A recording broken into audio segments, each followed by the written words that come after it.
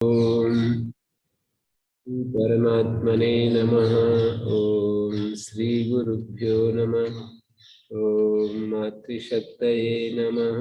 ओम असतो मा सद्गमय तमसो मा ज्योतिर्गमय मृत्योर्मामृतंगमय। ओम शांति शांति शांति। उपनिषद कक्षा 32 कठोपनिषद का स्वाध्याय चल रहा है। पहले अध्याय के दूसरी वल्ली का, और हम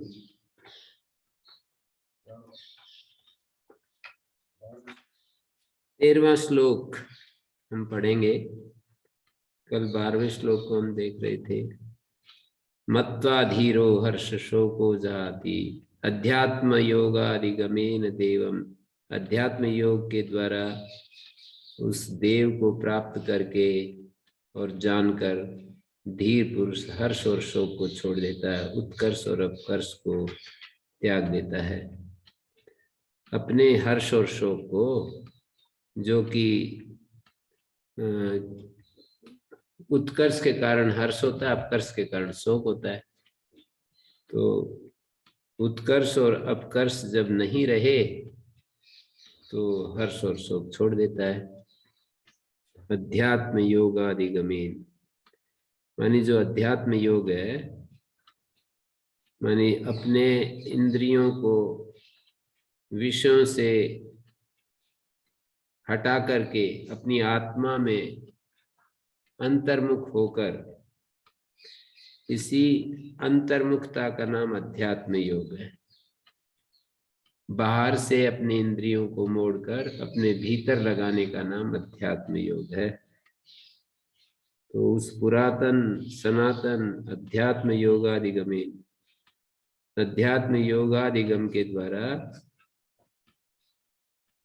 आत्मा को जानकर देवम आत्मानम मत्वा, मत्वा मानी ज्ञात्वा, धीर पुरुष, ध्यानवान पुरुष, धीर गंभीर बोलते हैं ना, ध्यान संपन्न व्यक्ति हर्ष और शोक को छोड़ देता है, क्योंकि उत्कर्ष अपकर्ष चला जाता है।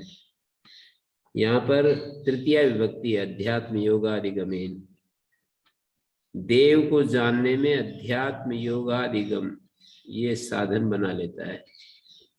मत्वा मानी ज्ञात्वा, देव को जानकर, मानी यहाँ पर देव शब्द से आत्मा को लिया गया। आत्मानम देवम, आत्मानम देवम मत्वा ज्ञात्वा अध्यात्म योगादिगमेन देवम मत्वा धीरो हर्ष शोको जहाति। धीर पुरुष हर्ष और शोक को छोड़ देता है। तो यहाँ पर अध्यात्म योगादिगम, बार बार इस पर चिंतन मनन जितना करें उतना ही थोड़ा है। ये उपाय बता दिया आत्मा को जानने का। हमारी दो स्थितियां होती है, या तो हमारी इंद्रियां बहिर्मुख होती हैं, सामान्य रूप से सहज स्वाभाविक रूप से इंद्रियों का प्रवाह बाहर की तरफ होता है। संसार की वस्तु, व्यक्ति, परिस्थिति, संबंध, क्रियाएं, इन्हीं में मनुष्य को सुख दिखाई देता है। तो वो आत्मा की तरफ जब अभिमुख होता है तो बाहर से मिलने वाले सारे सुख के स्रोत जो है ना, सूख जाते हैं।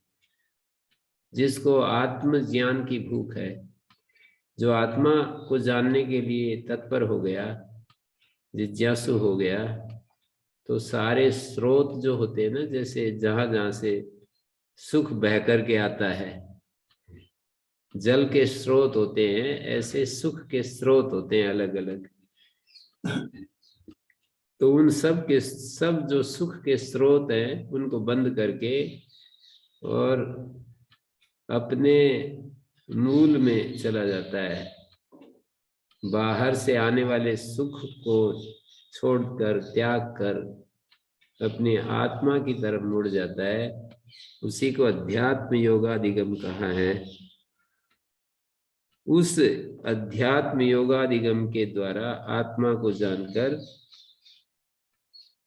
अधिगमेन शब्द का अर्थ है अध्यात्म योग की प्राप्ति से। अधिगम का मतलब प्राप्त्या, हाँ, अध्यात्म योग की प्राप्ति के द्वारा।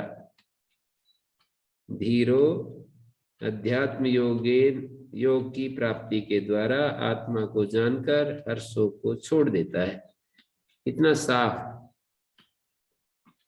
हर शोक को छोड़ देता है। मानी सामान्य आदमी तो बस इन्हीं दो चीजों में रहता है, कभी खुशियां होती है, कभी कष्ट, कभी खुशी, कभी कष्ट।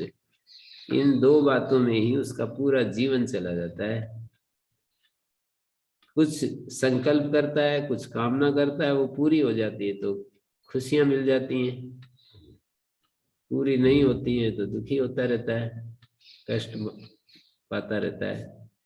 अध्यात्म योगाधिगम तो साधन हो गया। अध्यात्म योगाधिगम, अध्यात्म योग की प्राप्ति के द्वारा आत्मा को जानकर। तो अध्यात्म योग क्या चीज है? अध्यात्म योग के अधिगम मानी प्राप्ति के द्वारा। ये अध्यात्म योग क्या है? अध्यात्म योग है इंद्रियों को बाहर से मोड़कर अपने भीतर लगाना। ये अध्यात्म योग है, साफ ही लिखा है यहाँ पर।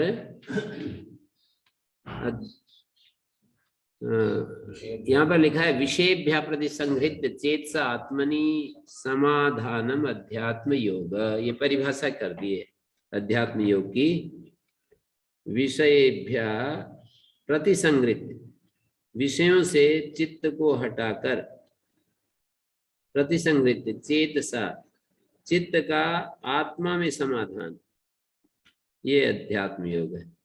आत्मा में चित्त को एकाग्र करना, विषयों से प्रतिसंहृत्य, विषयों से वापिस लौटकर चित्त का आत्मा में ठहराव, ये अध्यात्म योग है। इस साधन से, कोई इस साधन को करके देखे कि क्या परिणाम आते हैं, हर शोक छूटते हैं या नहीं छूटते हैं। ऐसे सुनने से तो नहीं, दवाई लेने से काम करती है। कितना भी अच्छे डॉक्टर से दवाई के बारे में कितना भी सूचनाएं प्राप्त कर लें, कितना अच्छे से अच्छा हम जानकारी हासिल कर लें, पर दवा ना लें तो उससे हमारे को लाभ नहीं होता।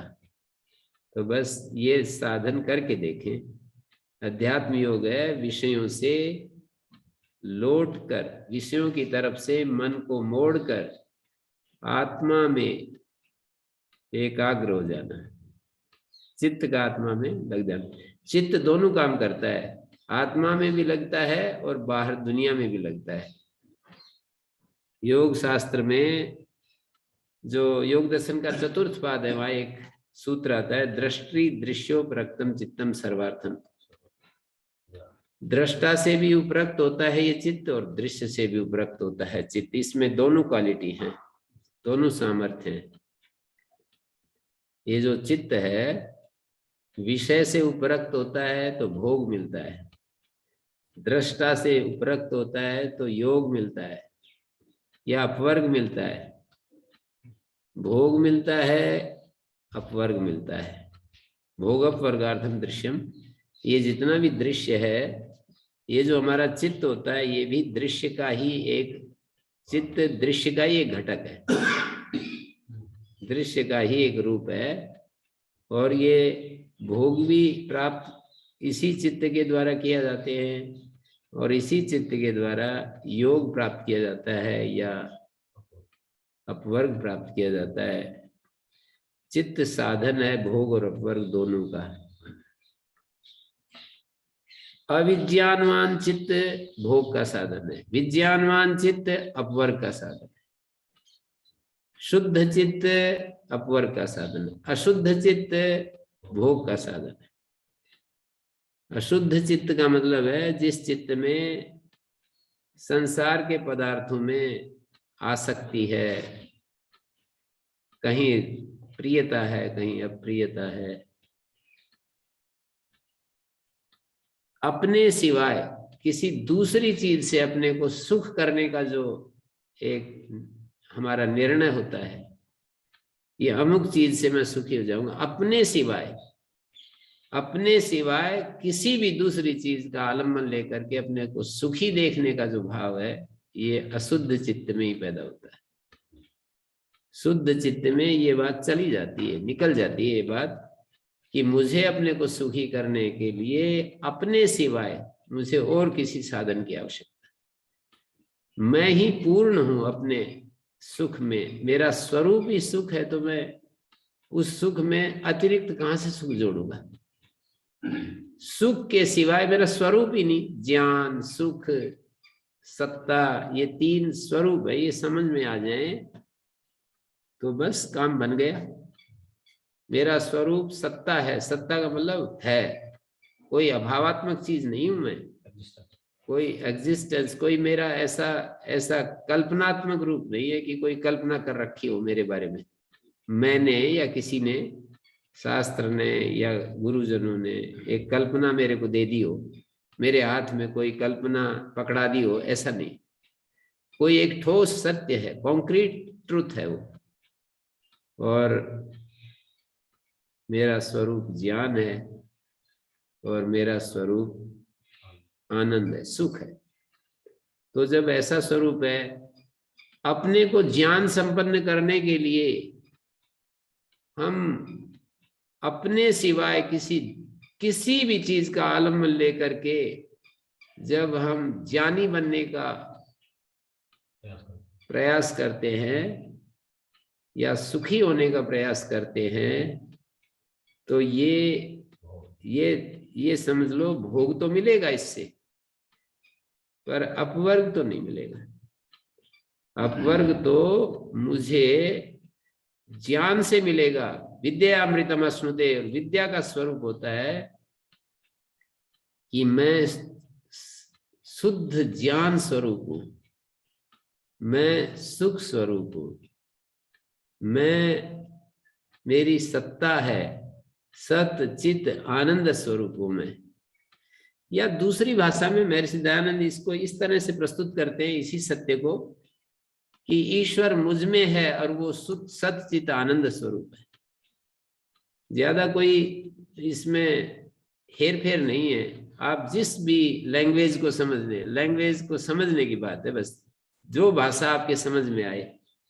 कभी कभी जैसे चोर उचक्के होते हैं, उनको भाई ये काम ठीक नहीं होता है, ये भाषा समझ में नहीं आती, तो उसको सरकार दंड देती है, जेल में डाल देती है। वो एक भाषा समझाने की बात है, उनको समझ में नहीं आती तो वो भाषा प्रयोग कर लेती है। तो इसी तरह से मेरा स्वरूप सच्चित आनंद है, ये भाषा नहीं समझ में आए तो दूसरी भाषा बोल लो कि मुझ में सच्चिदानंद है, मुझ में सच्चिदानंद का वास है और सदा वो मेरे अंदर बसा हुआ है। मानी एक भाषा है मैं ही सच्चिदानंद हूं, ये भाषा किसी को नहीं समझ में आती, और मैं कहता हूं कि मुझ में सच्चिदानंद है, ये भाषा क्या सबको समझ में आती है? ये भी सबको नहीं आती है। ये ज्यादा उसको सुटेबल लगती है कि भाई मैं ही सच्चिदानंद हूं, ये मेरे को ज्यादा समझ में आती है। तो जिसको जो भाषा समझ में आए वो भाषा का प्रयोग कर ले और अपने को सुखी कर ले, अपने को आनंदित रख ले, अपने आप को निर्भ्रांत कर ले, अपने आप को समाधान में पहुंचा दें। तो ये अध्यात्म योग की प्राप्ति से ये काम बनेगा। अध्यात्म योग का मतलब होता है अपनी आत्मा में सारी इंद्रियों को बाहर से हटाकर आत्मा में केंद्रित कर देना। तो इस साधन के द्वारा आत्मा को जानकर धीर व्यक्ति हर शोक को छोड़ देता है। जितना भी हम चर्चा करें या ऐसी बातों की, जितना मन में क्लैरिटी हो जाएगी, जितना मन में साफ साफ है ये बात बैठ जाएगी।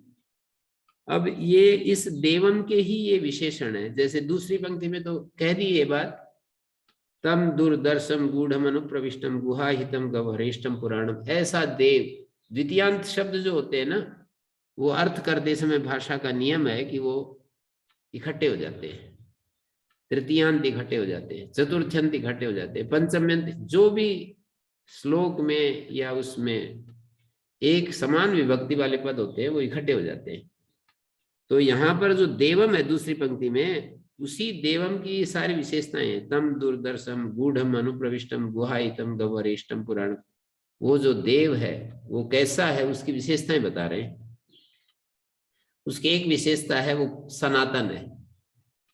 वो बहुत ही संकट में फंसा हुआ है वैसे तो देखें तो। अभी जो हमारी जो स्थिति है ना, आज की जो स्थिति है, उस स्थिति के अनुसार उसको गह्वरेष्ठम कह दिया। यानी आज की स्थिति के अनुसार उसको कोई संकट नहीं है, पर वर्तमान स्थिति को देखते हुए गह्वरेष्ठम कह दिया है। और गुहाहित कहा है उसको, बुद्धि रूपी गुहा में छिपा हुआ है। जैसे एक गुफा होती है, उसमें कोई रहता हो, तो ऐसे बुद्धि एक गुहा के रूप में है, उसमें उसका वास है।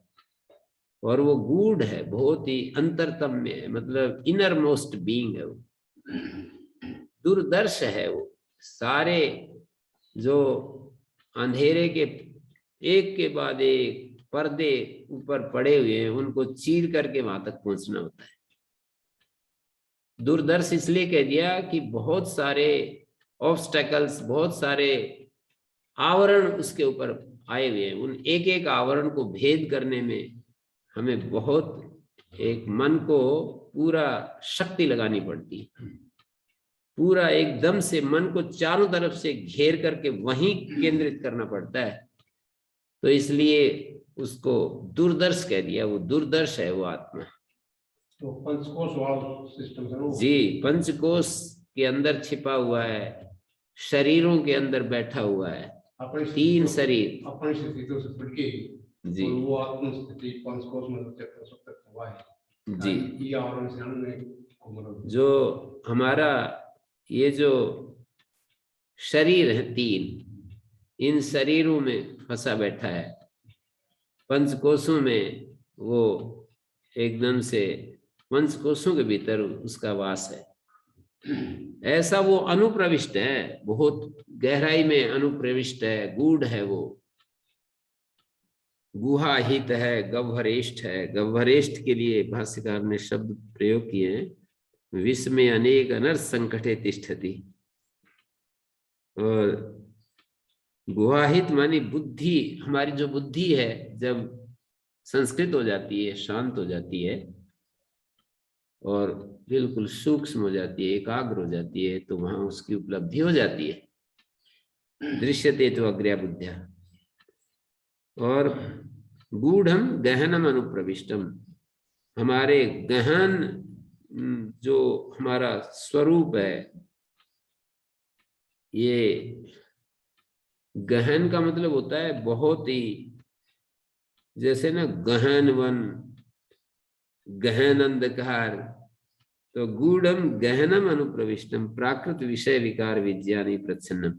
ये स्वाभाविक जो विषय विकार और ये चीजें हैं, इनमें छुपा हुआ वो बैठा है।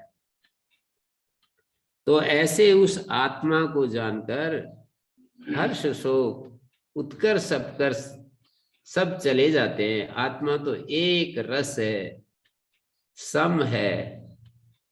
ऐसे उस आत्मा को जानकर उत्कर्ष अपकर्ष चले जाते हैं। सूर्य में भी वही है, मुझ में भी वही है। सूर्य जैसे महान पिंड और मेरा एक व्यष्टि स्वरूप जो है, किसी दृष्टि से तो हम देखें तो ये एक बड़ी घटना है, एक विशेष घटना है कि सूर्य में जो है वही मुझ में, वही मुझ में। ये है महर्षि दयानंद की भाषा। यदि आप उपनिषद की भाषा में कहें कि सूर्य में जो है वही तो मैं हूं, सूर्य में जो फैला हुआ है वही मैं हूं। तो जो भाषा भी मैं बार बार इन दो भाषाओं का प्रयोग इसलिए करता हूं कि किसी को कोई भाषा समझ में आती है, किसी को कोई, और इसमें अंतर मेरे को दिखाई नहीं देता है।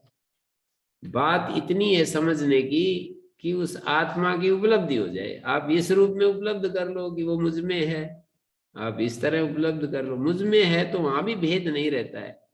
लोहा अग्नि में पड़कर जैसे कि अपने आप को अग्नि में अनुभव करे, लोहा कोई एक चेतन चीज हो तो ऐसे अनुभव करेगा कि मेरे ऊपर नीचे दाएं बाएं सर्वत्र अग्नि अग्नि, अग्नि रूप हो गया हूं मैं, तो अग्नि रूप हूं।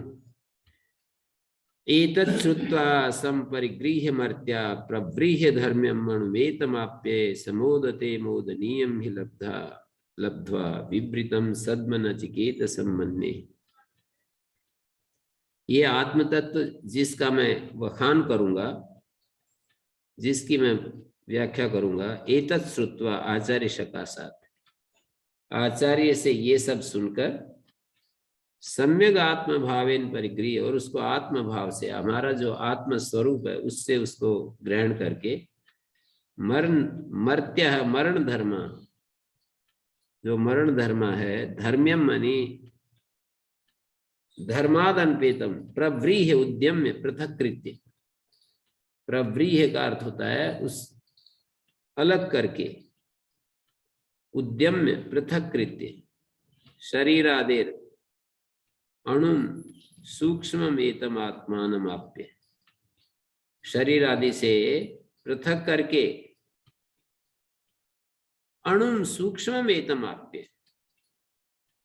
प्रव्रीह्य का मतलब होता है पृथक करके, किससे पृथक करना है उसको, शरीर आदि से पृथक करके, पंचकोशों से पृथक करके, तीनों शरीरों से पृथक करके, तीनों अवस्थाओं से पृथक करके, ये 5 कोश 3 शरीर 3 अवस्था, इन सब से उसको पृथक करके धर्म से युक्त, धर्मादनपेतम अणुम सूक्ष्मम एतम आप्ते, इसको प्राप्त करके समर्त्यो विद्वान मोदते मोदनीयम हि लब्ध्वा, उस हर्षणीय आत्मा को प्राप्त करके वो प्रसन्न हो जाता है। तदेतत् एवं विधम ब्रह्म सद्म भवनम नचिकेत संत्वाम प्रति अपावृत द्वारम विवृतम अभिमुखी भूतम मन्ये। इस प्रकार के इस ब्रह्म सद्म को, तदेतत् एवं विधम ब्रह्म सद्म भवनम, ये जो ब्रह्म सद्म है, विवृतम सद्म, सद्म माने ब्रह्म सद्म, विवृतम, तदेतत् एवं विधम ब्रह्म सद्म भवनम नचिकेत संत्वाम प्रति अपावृत द्वारम, तुम्हारे प्रति जो अपावृत द्वार है, विवृतम अभिमुखी भूतम नचिकेत सम्मन्ये, मोक्षारम त्वाम मन्ये, मोक्ष के लिए पूर्ण मतलब आपकी एक उपयुक्त स्थिति है। तो देखिए, विवृतम सद्म द्वितीय विभक्ति है, नचिकेत सम्मन्ये, खुला हुआ सद्म, ब्रह्म सद्म, ब्रह्म घर, ब्रह्म भवन, ब्रह्म का जो घर है, इस प्रकार का जो ब्रह्म का घर है, नचिकेता को इस प्रकार का मैं ब्रह्म सद्म, ब्रह्म का भवन बना हुआ है, जो जैसे कि हम इस भवन में रहते हैं, तो ये नचिकेता का जो व्यक्तित्व है, ये ब्रह्म सद्म हो गया। सद्म मानी भवन,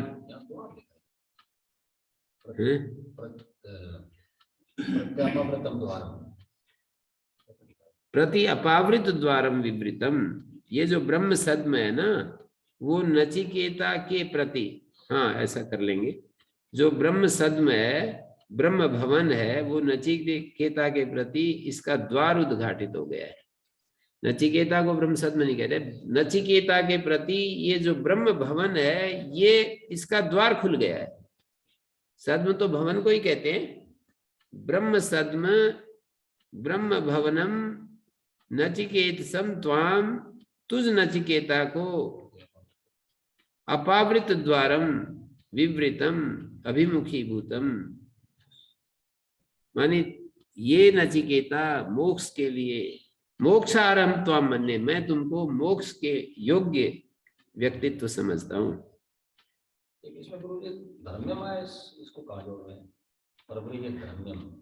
एतत् श्रुत्वा, ये सब सुनकर, आचार्य से सुनकर, और उसको आत्मभावेन परिक्रिय उपादाय, उसको अपने आत्म स्वरूप से उसको स्वीकार करके, उसको ग्रहण करके, ये मर्त्य प्राणी शरीर आदि से अलग करके पृथक कृत्य धर्म्यम धर्माद अनपेतम, धर्म से जो आत्मा का जो अपना स्वरूप है उससे जो अनपेत है, उससे जो युक्त है।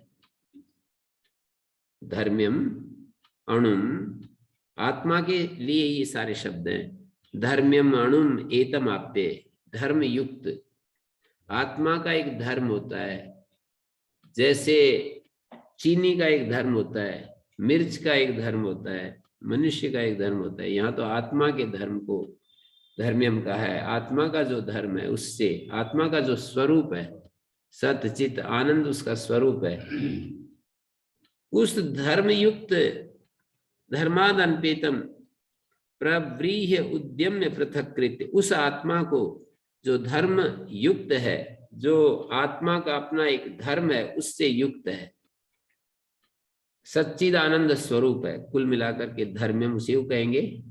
अणुम एतम आप्य, इसका जो सूक्ष्मतम रूप है इसको पाकर ये मर्त्य प्राणी इस उपदेश से, आचार्य के उपदेश से सुनकर, उसको ठीक से समझकर, संप्रग परिगृह्य, ये मर्त्य प्राणी शरीर आदि से अपने को पृथक करके, कई क्रियाएं होगी, सुनकर, संपरिगृह्य उसको समझकर, शरीर आदि से पृथक करके, इस धर्म्यम अणुम आत्मानम आप्य, इस धर्म से युक्त सूक्ष्म आत्मा को प्राप्त करके। अणु भी आत्मा का विशेषण है।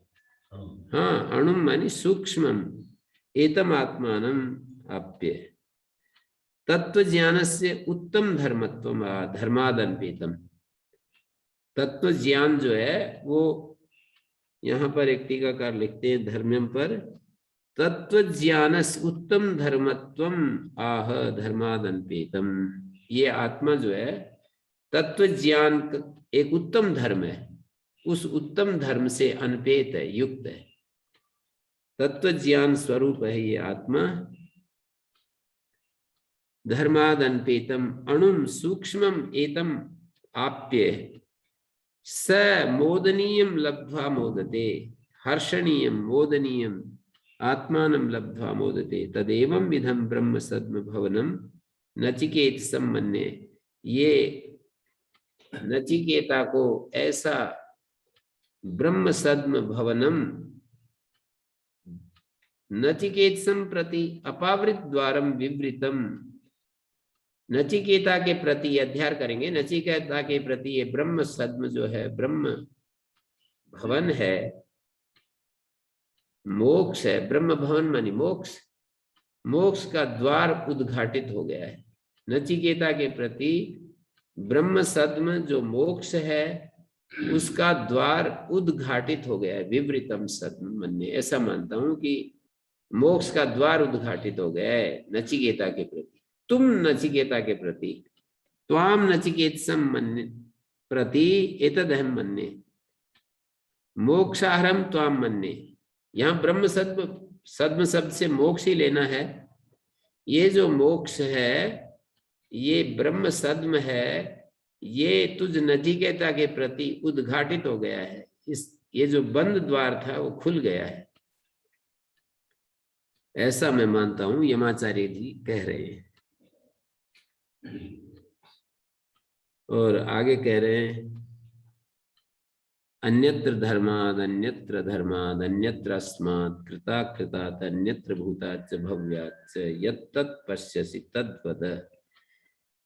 अब ये नचिकेता कहते हैं, अपने आचार्य के सामने अपनी बात रख रहे हैं। यदि हम योग्यः प्रसन्नश्चासि भगवन्, आप मुझ पर प्रसन्न हो और मैं यदि इसका पात्र हूं, यदि मुझे योग्य समझते हैं और आप प्रसन्न हैं, तो अन्यत्र धर्मात्, शास्त्रीय जो धर्मानुष्ठान है उससे भी जो अन्यत्र माने अन्य है, पृथक है, तत्फलात् तत्कारकेभ्यः से पृथक भूतम, धर्म के जो परिणाम होते हैं, धर्म के जो कारक होते हैं, धर्म के जो साधन होते हैं, उनसे भी वो अलग है।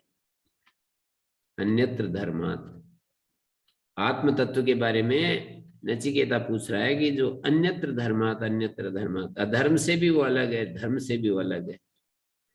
अन्यत्र अस्मात् कृता कृतात्, जो किए हुए कर्म है उसको कृत कहते हैं, जो नहीं किया छूट गया है अभी तक नहीं कर पाया वो अकृत होता है। कृत और अकृत से जो अन्य है, अन्यत्र भूताच भव्याच, भूत और भव्य से जो अन्य है, भूत और भव्य से अन्य का मतलब अब तक जो भूतकाल में हुआ है, अब तक जो हुआ है, भूतात अतिक्रांतात कालात, जो काल बीत गया है उससे भी अन्य है, भव्यात और आगे जो काल आएगा उससे भी अन्य है, और चकार में बीच में वर्तमान काल से भी अर्थात त्रिकालातीत है। अन्यत्र भूताच भव्याच वर्तमान कालाद अतीतम कालत्रयेण यन्न परिच्छिद्यते, तीनों कालों से जिसकी सीमा नहीं बांधी जा सकती। यदीदृशम वस्तु सर्व व्यवहार गोचरातीतम, ऐसी वस्तु जो सभी व्यवहार परे है, मानी जिसको हम शब्द के द्वारा कह नहीं सकते, व्यवहार गोचरातीतम।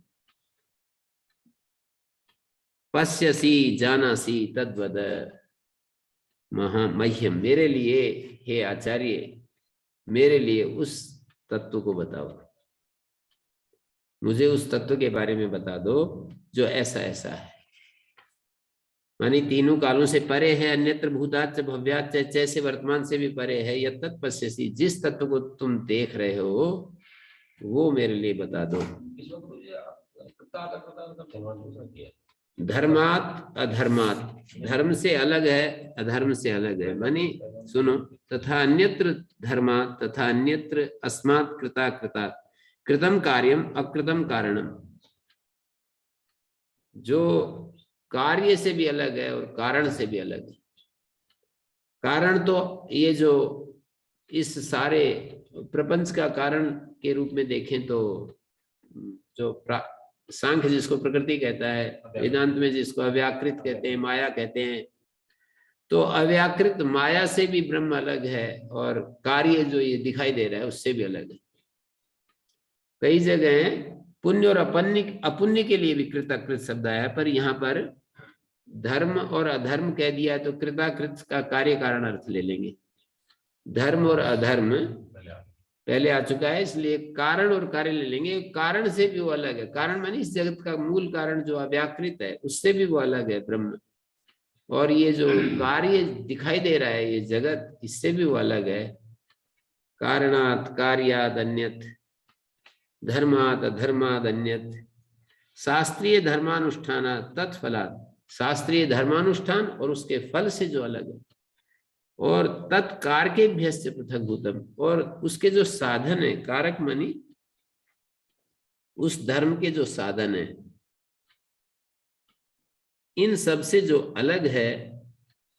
अधर्मात् अन्यत्र, अशुभ से भी जो अन्य है, शुभ से भी अन्य है।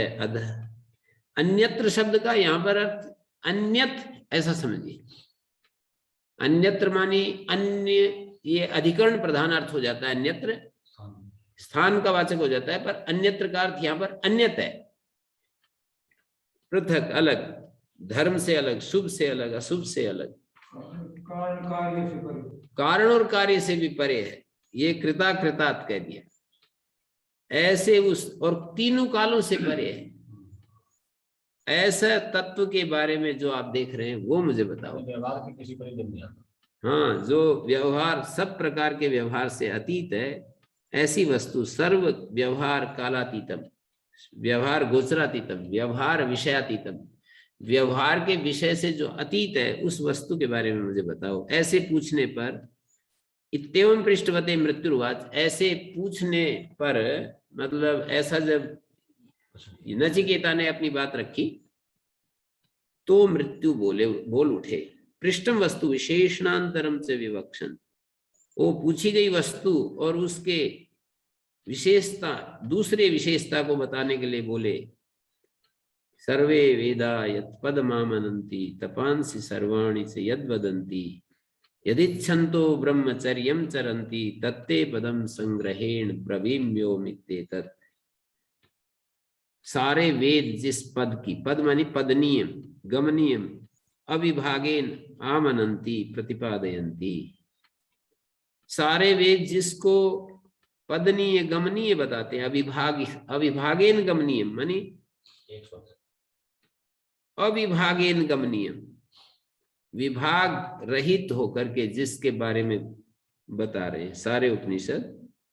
गमनीय मानी प्राप्तव्यम, अविभागेन मानी अविप्रच्छेदेन, एक कंठेन, एक स्वर से जिसको बता रहे हैं।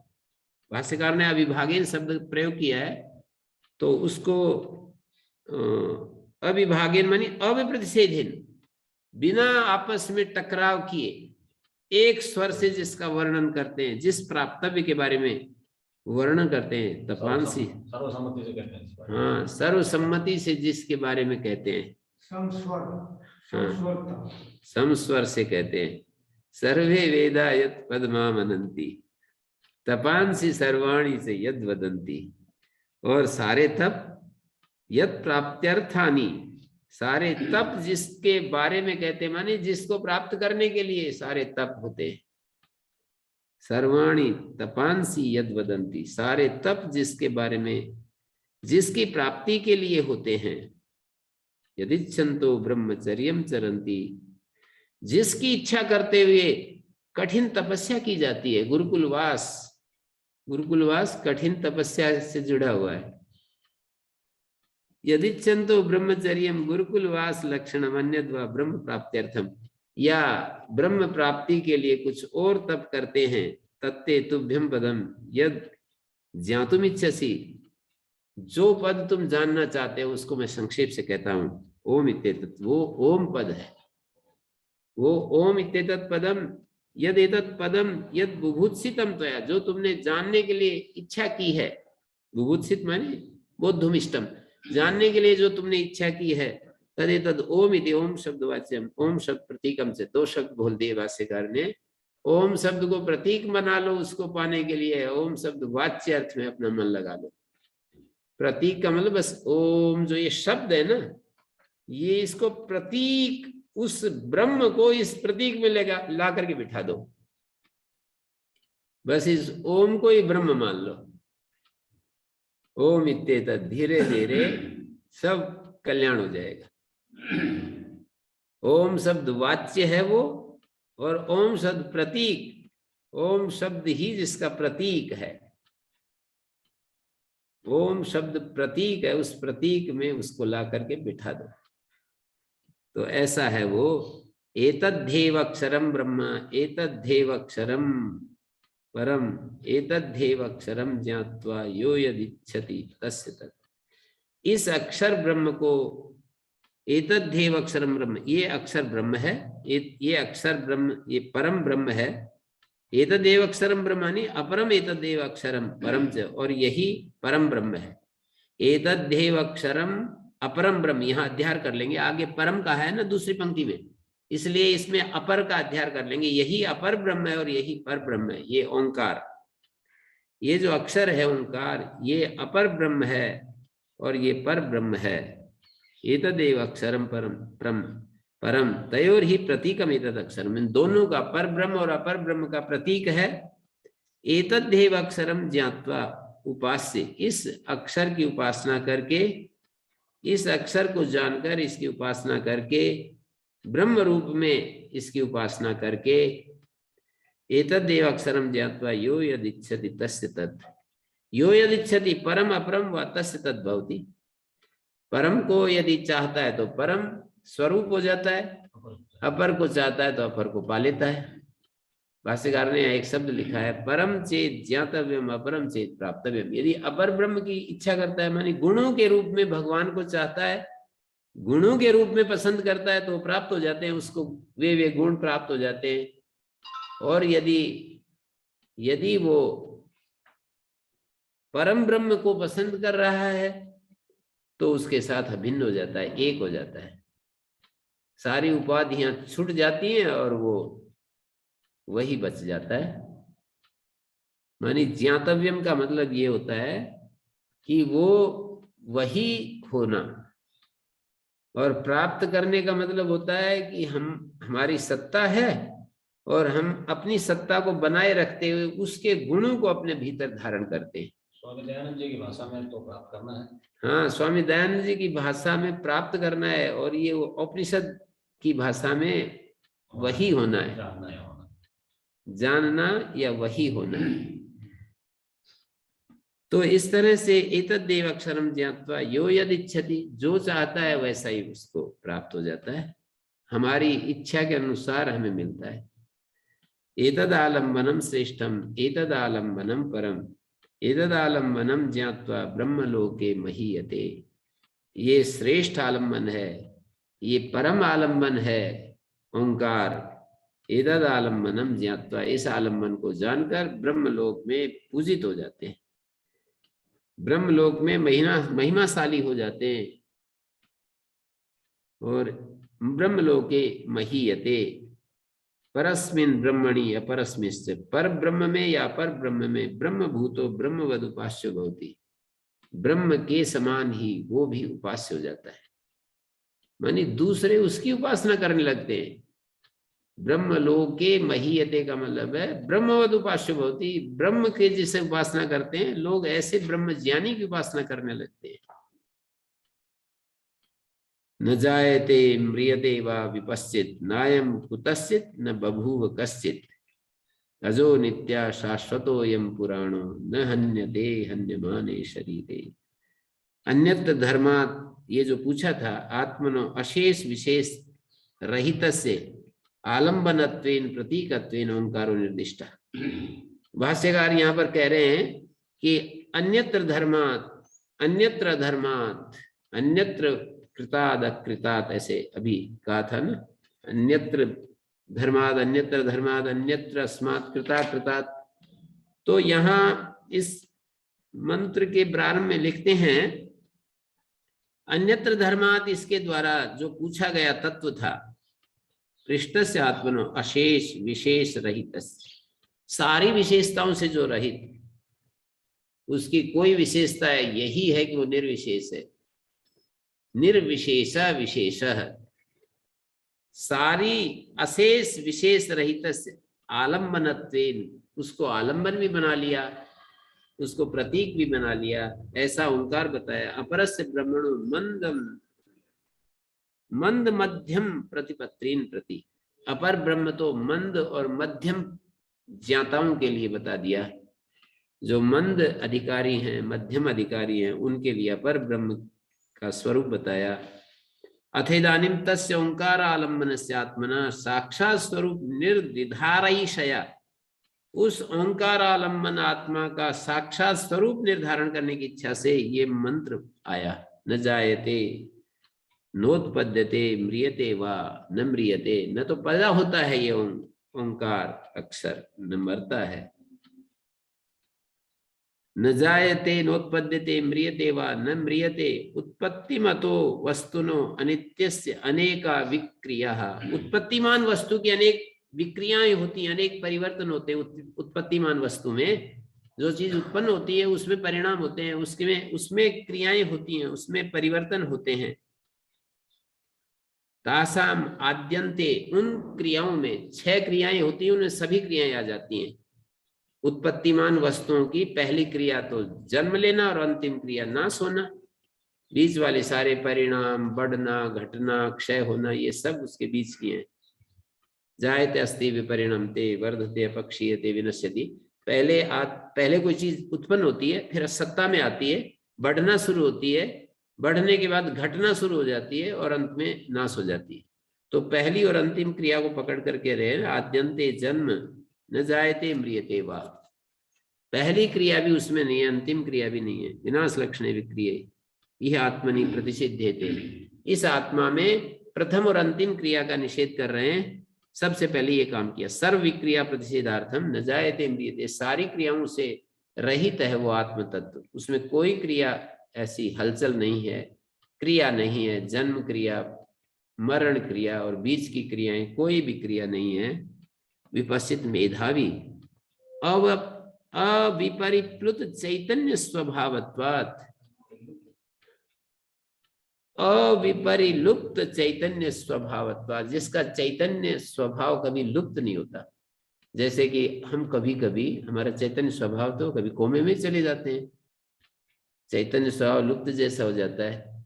जब हम कोमा में चले जाते हैं, कहीं बेहोश हो जाते हैं, तो हमारा चैतन्य स्वभाव जो है वो लुप्त हो जाता है, लुप्त हुआ जैसा दिखता है।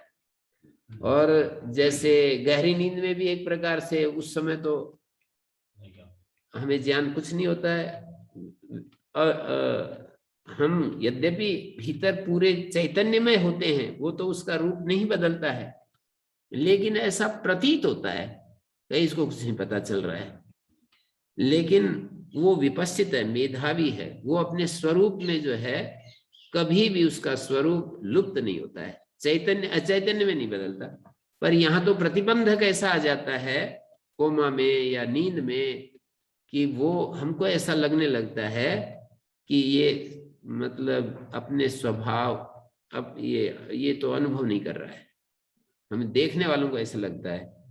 तो उन्होंने कहा कि वो विपश्चित है, मेधावी है, माने उसका चैतन्य कभी लुप्त नहीं होता। नायम आत्मा कुतश्चित कारणांतरात्मा, किसी कारणांतर से हुआ हो ऐसा भी नहीं है। नायम कुतश्चित, किसी कारण विशेष से ये आत्मा जन्म लिया हो या आत्मा अस्तित्व में आया हो, ऐसा नहीं। कुतश्चित न बभूव कश्चित। और अगली बात कह दी,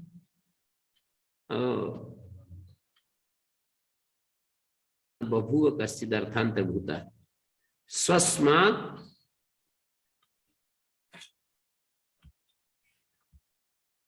अजो नित्य शाश्वतोयम पुराणो न बभूव कश्चित। यहाँ कोई उससे चीज पैदा नहीं होती है, सजातीय चीज कोई पैदा हो जाए, जैसे कि आम के पेड़ से आम का पेड़ आ जाता है, नीम के पेड़ से नीम का पेड़ पैदा हो जाता है, न बभूव कश्चित, कोई उससे पैदा नहीं होता है। उससे कोई पैदा नहीं होता। स्वस्मात् आत्मनो, स्वयं आत्मा से न बभूव कश्चित, कोई अर्थांतरभूत कोई एक और चीज पैदा नहीं होती है। ये तो यम आत्मा अजो नित्य, ये आत्मा अज है, नित्य है, उससे कैसे पैदा होगी कोई चीज, होगी तो शाश्वत है, अपक्षय विवर्जित है, शाश्वत है, उसमें कोई ह्रास नहीं होता, कोई वृद्धि नहीं होती। अशाश्वत है स्वपक्षीयते, जो अशाश्वत होता है वही क्षीण होता है। अयम तो शाश्वत है, अतएव पुराण है, पुरापि नवये, पहले भी नया ही था। ये पुराण शब्द का निर्वचन होता है पुरापि नवये, पहले भी वो नया ही था, ऐसा वो आत्मा है। यो ही अवयव उपचयात, अवयव उपचय द्वारेण अभिनिर्वर्तते स इदानीम नव, जो अवयव की वृद्धि से निष्पन्न होता है वो इस समय नया होता है, बाद में पुराना होता है, हो जाता है। अवयव उपचय के द्वारा जो निष्पन्न होता है, इदानीम नवो यथा कुंभादि घटादि, जैसे कि कोई नया वस्त्र बनाया जाता है, नया मकान बनाया जाता है, नया कोई गाड़ी बनाई जाती है, अवयव उपचय के द्वारा वो चीज उत्पन्न होती है। अवयव उपचय द्वारेण अभिनिर्वर्तते संपाद्यते, तो अवयव उपचय के द्वारा जो चीज बनाई जाती है वो इस समय नई, जैसे कुंभादि। उससे विपरीत आत्मा तो पुराण है, वृद्धि विवर्जित है। यत एवं अतो न हन्यते हिंस्यते हन्यमाने शस्त्रादि भी शरीरे, शस्त्रादि के द्वारा शरीर को काटे जाने पर भी वो नष्ट नहीं होता है, वो तो आकाश की तरह, तत्स्थ आकाशवदेव, आकाश की तरह है वो। अजो नित्या शाश्वतो यम पुराणो, शाश्वत है, सदा से है, कभी भी उसका अभाव था ही नहीं। पुरापि नवय, पुराण है वो, न हन्यते हन्यमाने शरीरे, वो शरीर के नष्ट होने पर वो नष्ट नहीं होता है। हंता चेत मन्यते हंतुम, हतश्चेत मन्यते हतम, तो उभौ न विजानीता नायम हंति न हन्यते।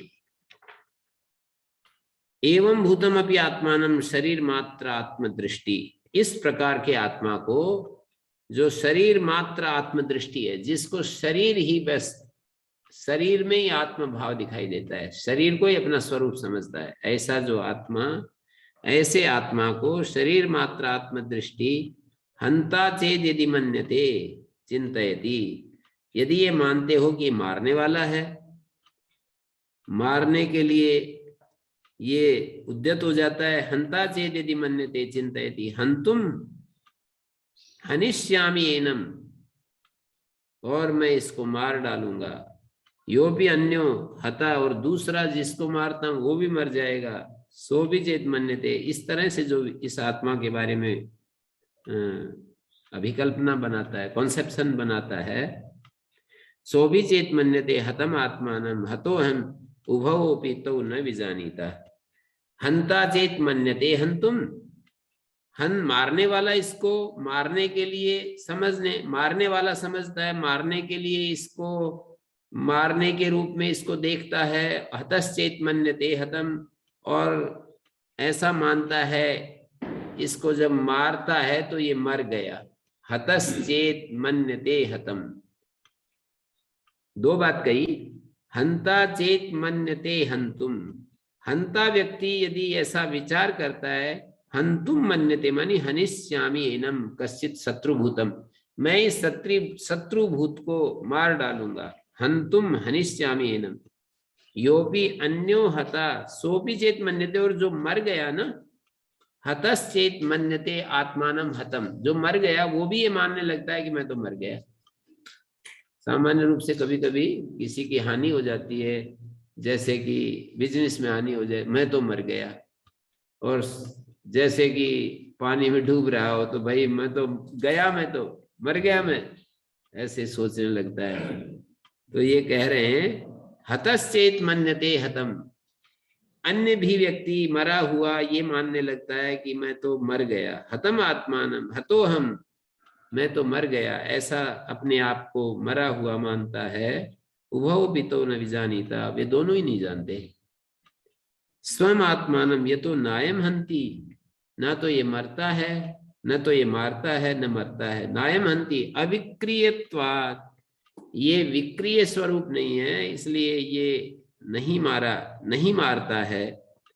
अविक्रियत्वाद आत्मना तथा न हन्यते आकाशवद अविक्रियत्वादेव, आकाश की तरह ये अविक्रिय है। आकाश में जैसे कोई विकार नहीं होता, परिवर्तन नहीं होता, आकाश को हम काट छांट नहीं सकते, जला नहीं सकते, आकाश की जो स्थिति है उसी तरह से आत्मा अविक्रिय स्वरूप होने से मारा नहीं जाता, और ये मारने वाला भी नहीं हो सकता है, इसमें कोई विकार ही नहीं आता। मारने के लिए एक परिवर्तन चाहिए, एक भीतर अपने भीतर मारने की एक धारा उठनी चाहिए, और ये आत्मा तो बिल्कुल विकार रहित है। तो ये मारता कौन है और मरता कौन है? तो यही कहेंगे कि उपाधि मारी जाती है, उपाधि मरती है। जो आत्मा के साथ जुड़ी हुई उपाधि है वो मारती है और उपाधि ही मरती है। तो अनात्मज्य विषय धर्मादि लक्षण संसार, अनात्मज्य के विषय में ये धर्मादि लक्षण संसार है। न आत्मज्य से आत्म ब्रह्मज्यस्य विषय नास्ति श्रुति प्रामाण्यात न्यायात से धर्मादि अनुत्पत्ते है। श्रुति प्रामाण्य से भी ये बात सिद्ध होती है और न्याय से भी ये बात सिद्ध होती है, धर्म अधर्म आदि अनुपत्ते है, मानी आत्मा में धर्म और अधर्म ये दोनों ही उत्पन्न नहीं होते हैं, दोनों ही बातें आत्मा में घटित नहीं होती हैं। तो ये हमने ये कुछ बातें रखी। किसी का कुछ प्रश्न है तो अभी आप। ओम आचार्य जी, प्रद्युम्न जी पूछ रहे हैं। नमस्ते आचार्य जी। जी आचार्य जी, स्वामी जी, मेरा जो प्रश्न है ये कठोपनिषद से है। तो कठोपनिषद का जो दूसरा श्लोक है, तम ह कुमारम ह संतम दक्षिणासु नियमा नाशु, तो मैं जानना चाहता हूँ कि तम में यहाँ पर दीर्घ यम प्रयुक्त हुआ है। कहाँ से ये प्रश्न? श्वेता जी, दूसरे जी ये आर्य भाष्य है मेरे पास उपनिषद का, आर्य मुनि जी का भाष्य है। दूसरा नहीं है गुरु जी, दूसरे मंत्र की बात कर रहे हैं। दूसरे मंत्र, पहले अध्याय का दूसरा मंत्र। हाँ बोलिए। तो इसमें तम ह कुमारम हसंतम इस तरह से।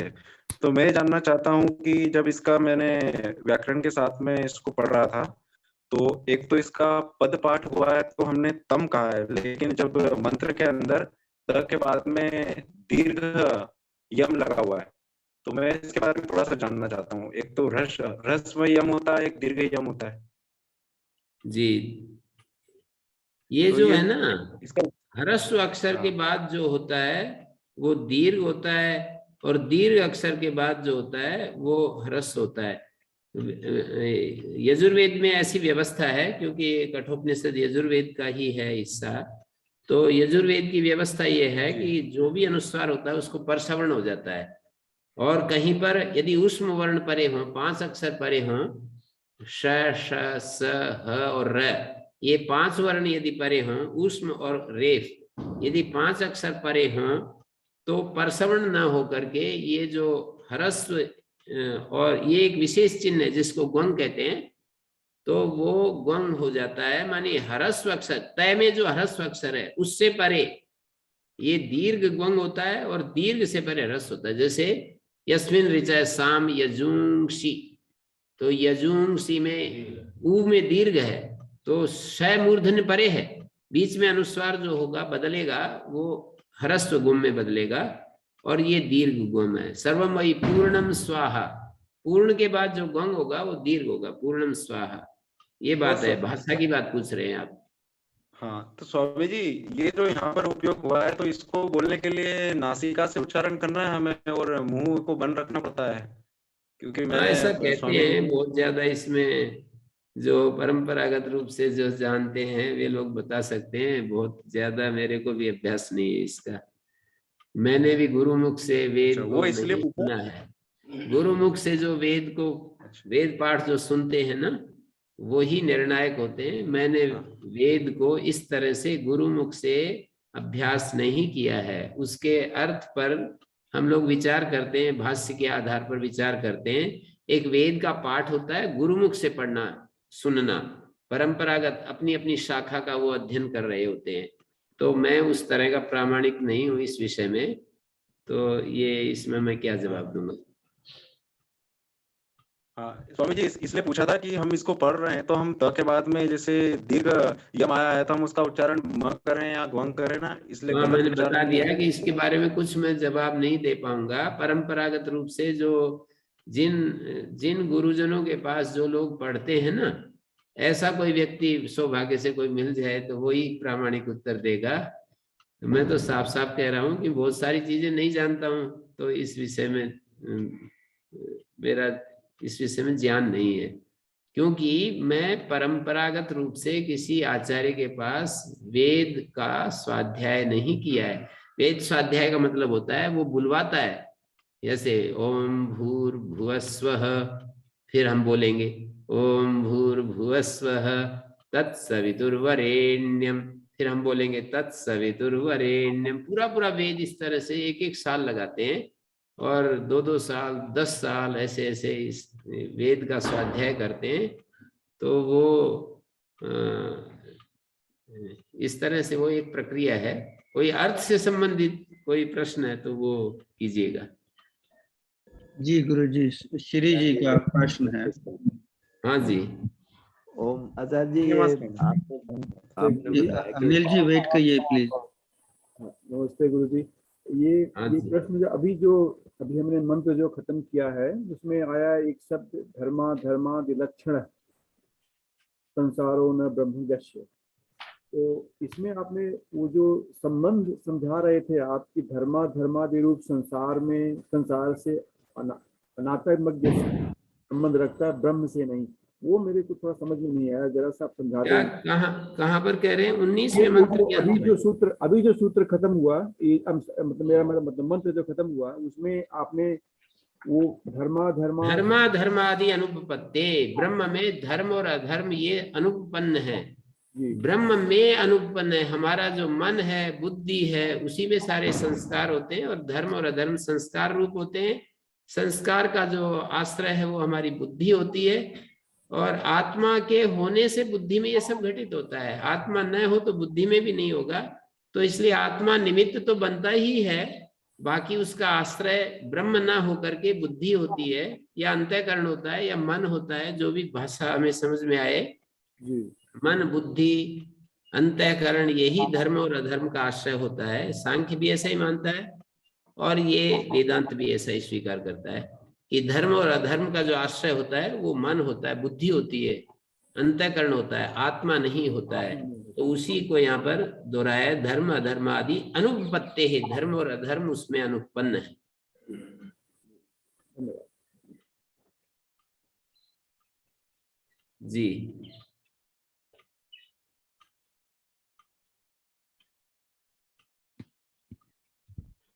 ओम